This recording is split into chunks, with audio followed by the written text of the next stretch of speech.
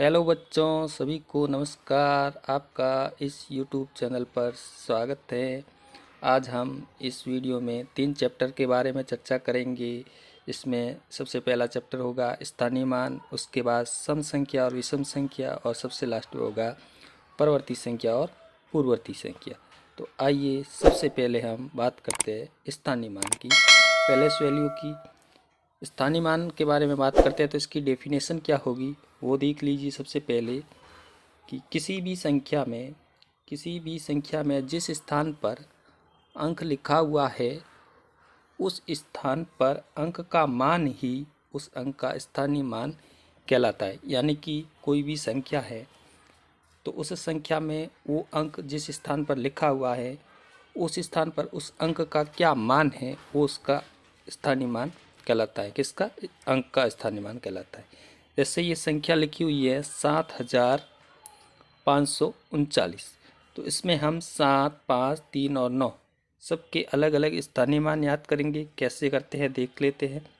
देखो, 9 वो इकाई के स्थान पर अंकित है, 3 दहाई के स्थान पर अंकित है, 5 सैकड़े के स्थान पर और 7 हजार के स्थान पर अंकित है। तो सबसे पहले लेते हैं 9 को, जो कि अंकित है इकाई के स्थान पर। तो जो भी अंक संख्या में इकाई के स्थान पर अंकित होता है उसको हम 1 से मल्टीप्लाई कर देते हैं।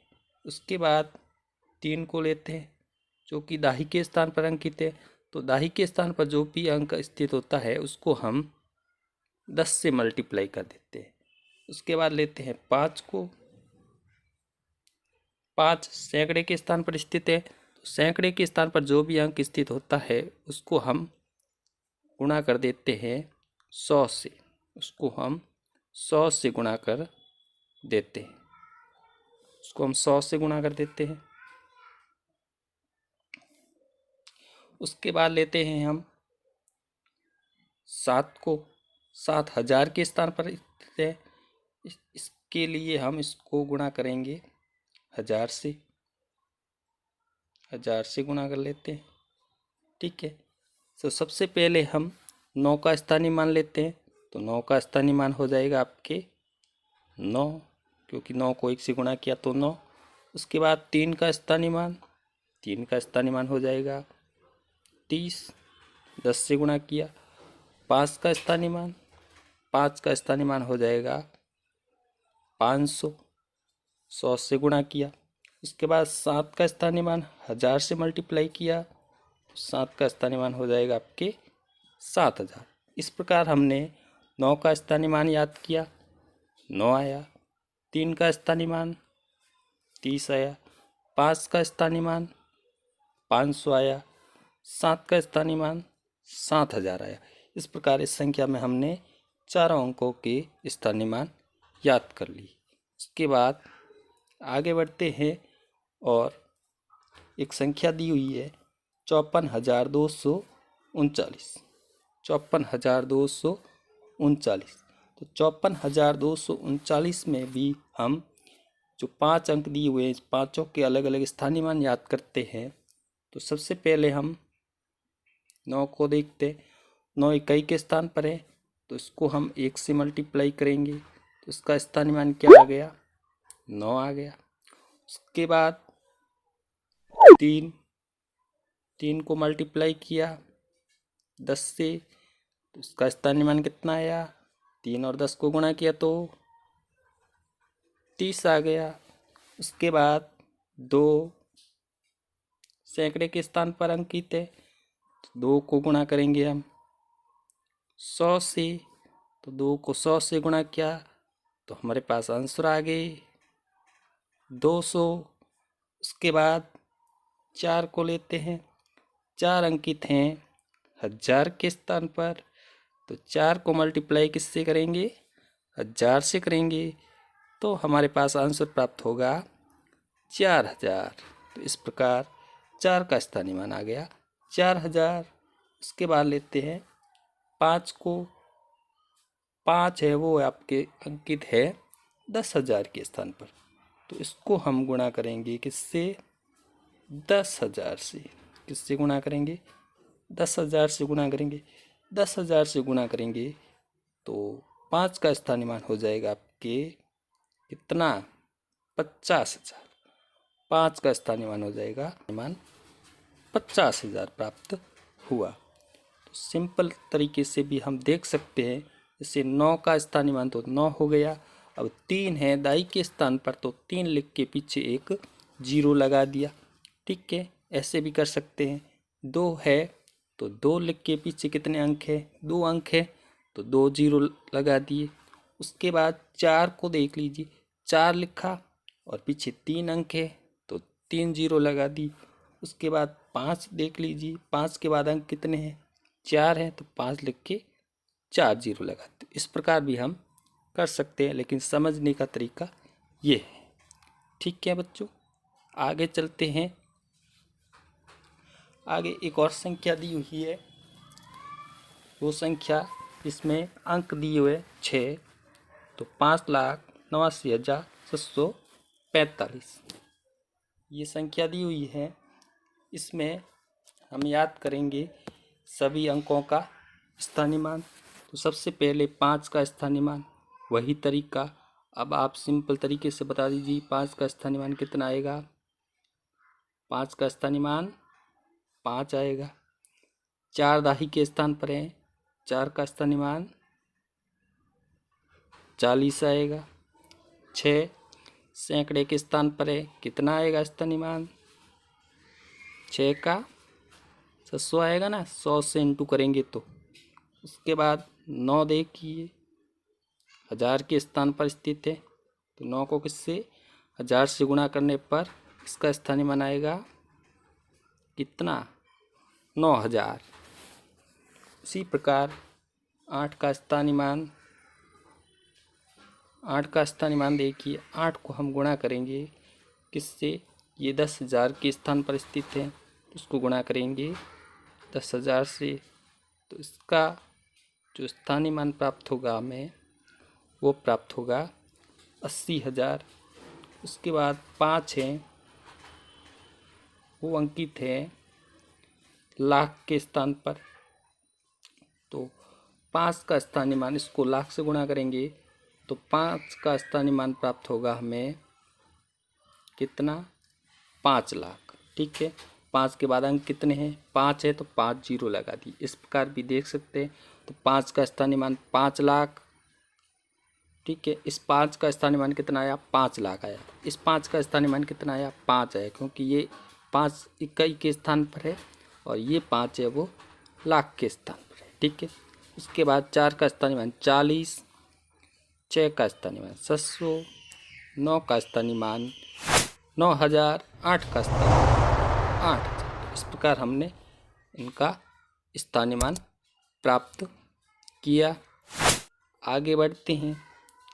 अब हमारे पास दूसरा चैप्टर आता है।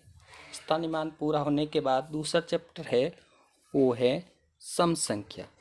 सम संख्या की सबसे पहले हम परिभाषा देख लेते हैं। क्या है कि वे संख्याएं जो 2 से भाज्य होती है, यानी कि ऐसी संख्याएं जिनमें 2 का भाग पूरा पूरा जाता है, वे संख्याएं क्या कहलाती है, सम संख्याएं कहलाती हैं। वे संख्याएं सम संख्याएं कहलाती हैं। ठीक है, इवन नंबर। और इसके उदाहरण देख लीजिए, 2 है, 4 है, 6 है, 8 है, ये सारे उदाहरण है वो सम संख्या के हैं। तो सम संख्या की डेफिनेशन हो गई है। एक और डेफिनेशन है, उसके बारे में भी देख लेते हैं सम संख्या की। ऐसी संख्याएं जिनके इकाई के स्थान पर, यानी कि संख्या होती है उसका जो इकाई का स्थान होता है, इकाई के स्थान पर अंक कौन से होते हैं, 0, 2, 4, 6, 8, ये अंक हो तो संख्याएं क्या होती हैं, सम संख्याएं होती हैं। यानी कि कोई बड़ी संख्या होती है तो उसमें हम भाग नहीं दे सकते, 2 का टाइम लगता है, तो इकाई का अंक देखकर हम उस संख्या को पहचान सकते हैं कि वो संख्या सम है या विषम है। तो इसके लिए हमें ये 5 अंक याद करने होंगे, 0, 2, 4, 6 और 8। ठीक है, तो ये इसके उदाहरण है कि 10, इसमें 0 है, सम संख्या, उसके बाद 42 सम संख्या, इकाई के स्थान पर 2 है। 74 में इकाई के स्थान पर 4 है, सम संख्या। 356 में इकाई के स्थान पर 6 है, सम संख्या। और उसके बाद ये संख्या है 4,52,838। ये बड़ी संख्या है तो भाग देने में टाइम लगता है। इकाई का स्थान देख लो 8 है तो ये भी सम संख्या। तो इस प्रकार हम सम संख्या की पहचान कर सकते हैं। ठीक है, आगे बढ़ते हैं और देखते हैं वो है विषम संख्या, ऑड नंबर। यानी कि इसकी परिभाषा होगी वे संख्याएं जो 2 से भाज्य नहीं होती, यानी ऐसी संख्याएं जिनमें 2 का भाग पूरा पूरा नहीं जाता है, वो क्या कहलाती हैं? विषम संख्याएं कहलाती हैं। उदाहरण के लिए 1 है, 3 है, 5 है, 7 है, ये सारी की सारी विषम संख्याएं। इसकी दूसरी परिभाषा देख लीजिए, ऐसी संख्याएं जिनके इकाई के स्थान पर क्या होना चाहिए? 1, 3, 5, 7, 9, यानी कि ये जो विषम वाले अंक हैं वो होने चाहिए, तो वही संख्याएं कहलाती हैं विषम संख्या। तो कोई भी बड़ी संख्या है, हमें पता करना है कि ये सम संख्या है विषम संख्या। तो विषम संख्या के लिए इकाई के स्थान पर क्या होगा? 1, 3, 5, 7 और 9। उदाहरण के लिए देखिए 21 इकाई के स्थान पर 1 है, विषम संख्या। 93 इकाई के स्थान पर 3 है, विषम संख्या। 785 इकाई के स्थान पर 5 है, विषम संख्या। 4757 इकाई के स्थान पर 7 है, विषम संख्या। 32,549 इकाई के स्थान पर 9 है, विषम संख्या। तो इस प्रकार हम सम और विषम संख्या की पहचान कर सकते हैं। आसानी से समझ आ गया होगा। आगे चलते हैं नेक्स्ट टॉपिक। अगला टॉपिक है हमारे पूर्ववर्ती संख्याएं। ये 2 संख्याएं हैं, पूर्ववर्ती और परवर्ती। आसान टॉपिक है, ज़्यादा डिफिकल्ट नहीं है। देख लेते हैं पूर्ववर्ती संख्याएं कौन सी होती हैं। किसी भी संख्या के पहले आने वाली संख्या उस मूल संख्या की पूर्ववर्ती संख्या कहलाती। यानी कि कोई संख्या है, उसके जो पहले संख्या आती है ना, वो संख्या जिस संख्या के पहले आती है वो उसकी पूर्ववर्ती संख्या कहलाती। जैसे हम समझ लेते हैं एक उदाहरण के तौर पर, ये संख्या दी हुई है 525। तो 525 की पूर्ववर्ती संख्या हमें लिखनी है। तो 525 ने ये संख्या दी हुई है 2025। 2025, तो 2025 की पूर्ववर्ती संख्या क्या होगी? 2025 में से 1 माइनस कर दो तो वो हो जाएगी 2024। तो 2024 हो गई इसकी 2025 की पूर्ववर्ती, यानी कि 1 कम करना है पूर्ववर्ती संख्या में। तो और उदाहरण देख लेते हैं 564, इसकी पूर्ववर्ती संख्या क्या हो गई? 564 से 1 कम किया 563। 9854 की पूर्ववर्ती संख्या क्या हो गई? 9853, 1 कम किया तो। 5720 की पूर्ववर्ती संख्या क्या हो गई? 5720 में से 1 कम कर दीजिए 5719। तो इस प्रकार ये पूर्ववर्ती संख्याएं होती हैं। इसमें क्या करना होता है? जो संख्या दी होती है उसमें से 1 घटाना होता है। ठीक है, आगे चलते हैं। परवर्ती संख्या। परवर्ती संख्या देखिए, किसी भी संख्या के बाद में आने वाली संख्या उस मूल संख्या की परवर्ती संख्या कहलाती। यानी कि कोई संख्या दी हुई है, उसके जो बाद में आती है वो संख्या उस संख्या की पूर्ववर्ती संख्या कहलाती। उदाहरण के तौर पर हम समझ लेते हैं इसका भी। ये 2021 की प्रवर्ती संख्या, तो 2021 कोई संख्या दे दी हमें, तो 2021 की प्रवर्ती संख्या प्राप्त करनी है तो इसमें 1 जोड़ दीजिए। 2021 में 1 जोड़ा तो इसकी प्रवर्ती संख्या आ गई 2022। अब एक और संख्या है 5720, तो 5720 की प्रवर्ती संख्या हो गई 5721। ठीक है, 1 जोड़ने पर।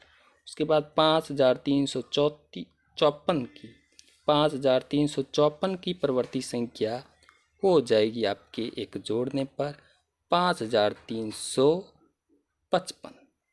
ठीक है, इस प्रकार हम परवर्ती संख्या याद कर सकते हैं। परवर्ती संख्या में एक जोड़ना है और पूर्ववर्ती संख्या में एक घटाना है।